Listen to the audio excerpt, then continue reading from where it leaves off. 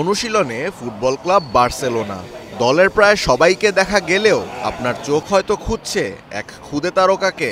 খুঁজে না পেয়ে হয়তো হতাশ হচ্ছেন, কেননা দলের সঙ্গে ট্রেনিংয়ে নেই লামিন ইয়ামাল। অনেকদিন ধরেই কুচকির সমস্যা ভোগাচ্ছে এই উইঙ্গারকে। তাই রবিবার লা লিগায় সেভিয়ার বিপক্ষে ম্যাচে ইয়ামালকে আগলে রাখতেই দলে রাখেননি বার্সা গাফার হানসি ফ্লিক। আগের ইন্টারন্যাশনাল ব্রেক থেকেই লামিনের ইনজুরি ছিল, তবে আমি আমার খেলোয়াড়দের আগলে রাখতে চাই, সহমর্মিতা দেখাতে চাই, কেননা এটা লামিনের জন্যও কষ্টকর। তবে অক্টোবরের ইন্টারন্যাশনাল ব্রেকে ইয়ামালকে স্পেনের দলে নেয়ায় লা রোহার ম্যানেজমেন্টের কড়া সমালোচনা করেন এই জার্মান কোচ। এরকম ইনজুরি কাটিয়ে ওঠা বেশ কঠিন।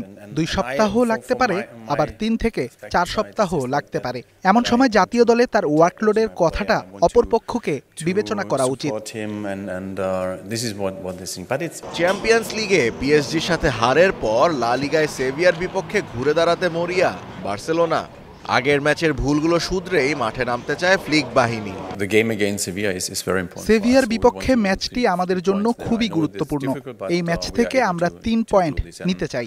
পিএসজি ম্যাচের পর আমরা সবাই ঘুরে দাঁড়াতে চাই। আমাদের আরও চালাক হতে হবে।